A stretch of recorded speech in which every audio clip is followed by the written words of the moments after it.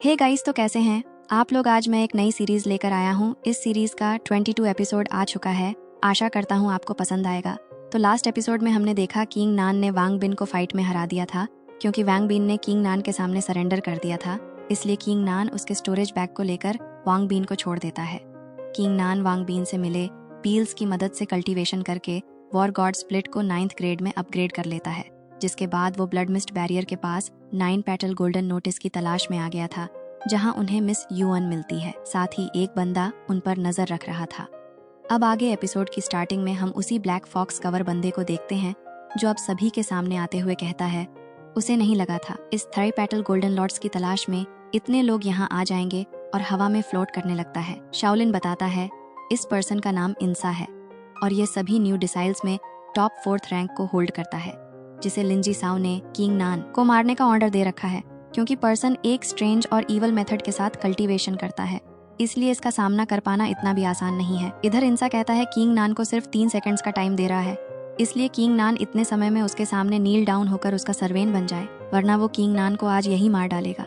King नान उसे कहने लगता है तू भी लिंजी साओ का चमचा है। शायद लिंजी साओ खुद को सभी का बॉस मानकर बैठा है, पर तू मेरा कुछ भी नहीं बिगाड़ सकता। इधर ये ब्लैक पर्सन कहता है वो उन लोगों से सबसे ज्यादा नफरत करता है जो उसे बोना बुलाते हैं, इसलिए आज किंग नान को किसी भी हालत में मरना होगा। जिसके साथ वो एक ब्लैक स्मोक बम से किंग नान पर अटैक करता है। अब इससे पहले वो अटैक किंग नान को हिट करता, मिस यूएन सामने आकर स्पिरिचुअल शील्ड से इस अटैक को रोक लेती है, और उस ब्लैक पर्सन से कहती है अगर वो किंग नान को मारना चाहता है तो उसे पहले उसका सामना करना होगा। ब्लैक पर्सन यानी इंसा कहता है यूएन सामने से हट जाओ, वरना आज वो उसे भी मार डालेगा। यूएन कहती है उसे किसी अनजान पर्सन का एनिमी बनने का कोई भी शौक नहीं है, पर वह आज किंग नान को उससे जरूर प्रोटेक्ट करेगी। किंग नान आगे आते हुए कहता है मिस यूएन को इस इविल कल्ट वेटर्स के साथ इतना बात करने की जरूरत नहीं है। अगर वो इस जैसे कल्ट वेटर्स का भी सामना नहीं कर पाएगा तो वो कैसे लिंजी साओ को डिफीट करने का सोच सकता है, इसलिए वो इससे खुद ही निपट लेगा। इंसा किंग नान पर अटैक करते हुए कहता है इस नॉनसेंस के लिए किंग नान आज जरूर मरेगा।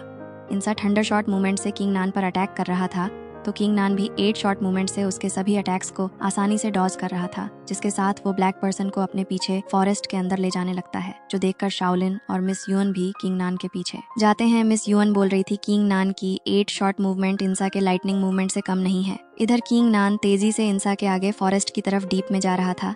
इंसा भी डेमोनिक चेन से किंग नान पर अटैक करता है, जिससे किंग नान जंप लगाकर बच जाता है। इंसा फिर से किंग नान पर अटैक करता है। किंग नान भी इसे डॉज करके डेमोनिक चैन के आगे भागने लगता है। वो चैन भी किंग नान का पीछा नहीं छोड़ रही थी, इसलिए किंग नान शॉर्ट इंटेंट का यूज करके उस चैन को ही तोड़ देता है, जिसके बचे हुए हिस्से से इंसा बाल बाल बचता है। इंसा किंग नान की इस पावर को देखकर कहता है क्या किंग नान ने अपनी स्ट्रेंथ को सभी से अभी तक छिपा कर रखा है। इसी के साथ शाओलिन और मिस यूएन भी किंग नान की हेल्प करने के लिए आ जाते हैं। इंसा इतने लोगों का सामना अकेले नहीं कर सकता था, इसलिए वो किंग नान को लकी कहकर फॉरेस्ट के अंदर भाग जाता है।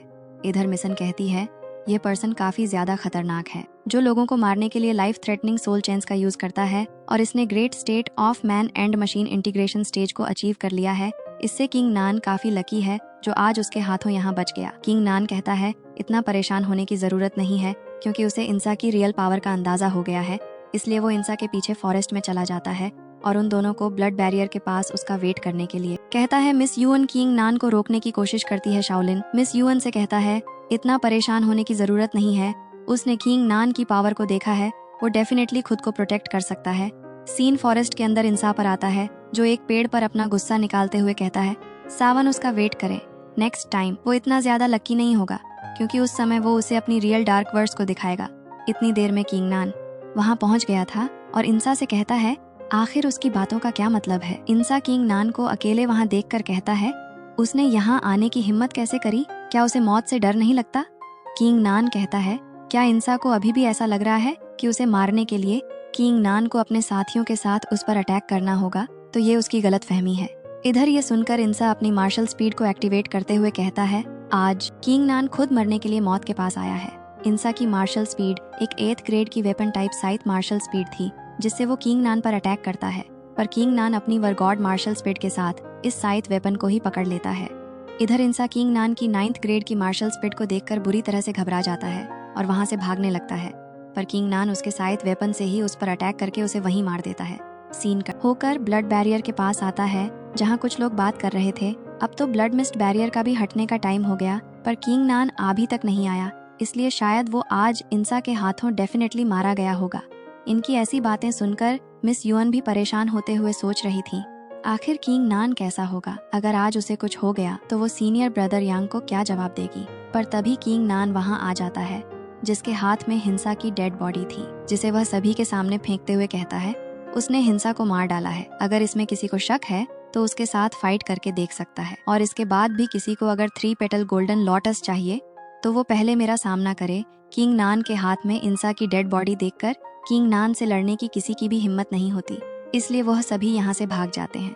इधर शाओलिन अभी भी हैरान था और वो इंसा की डेड बॉडी को देखकर कहता है आखिर किंग नान ने उसे कैसे मारा? किंग नान ये कहते हुए वहाँ से जाने लगता है कि वो फिर कभी बताएगा, क्योंकि अभी वो काफी ज्यादा थक चुका है। सीन कुछ टाइम बाद आता है जहाँ उस पॉन्ड के ऊपर से ब्लड मिस्ट बैरियर हट चुका था। इधर शाओलिन सभी को बताता है वो श्री पेटल गोल्डन लोटस सभी के सामने अपीयर हो गया है, जिससे गोल्डन एनर्जी निकल रही थी। मिस यून कहती है वो जितना जल्दी इस गोल्डन लॉट्स को लेकर यहाँ से चले जाएं, ये उनके लिए उतना ही अच्छा होगा। इस तरह से वो सभी की नजरों से भी बच जाएंगे। इधर किंग नान एक पत्थर को उस तालाब में फेंकता है ताकि वो यह जान सके कहीं वहाँ कोई हिडन स्पिरिचुअल बैरियर तो नहीं है। अब कुछ टाइम तक कोई भी हलचल ना होने से किंग नान कहता है ये जगह सेफ है, उन्हें इस लॉट्स को लेकर यहाँ से चले जाना चाहिए। पर तभी अचानक वहाँ का एरिया पूरी तरह से हिलने लगता है, जो देखकर किंग नान 8 शॉट मूवमेंट टेक्निक का यूज करके तालाब के ऊपर दौड़ते हुए उस गोल्डन लॉट्स के पास पहुंच जाता है और उसे लेकर तेजी से वापस आ जाता है। किंग नान कहता है उन्हें जल्द से जल्द कोई हिडन प्लेस को खोजना होगा जहां वो इस गोल्डन लॉट्स को रिफाइन कर सकें, और ये कहने के साथ वहां से निकल जाते हैं। इधर हम देखते हैं तालाब के बीच में गोल्डन लॉटस जिस चट्टान के ऊपर लगा था, असल में वो एक बड़े से मगरमच्छ की पीठ है जो उस गोल्डन लॉटस के जाने के बाद तालाब से बाहर निकलता है। इस क्रोकोडाइल का साइज किसी माउंटेन से कम नहीं था।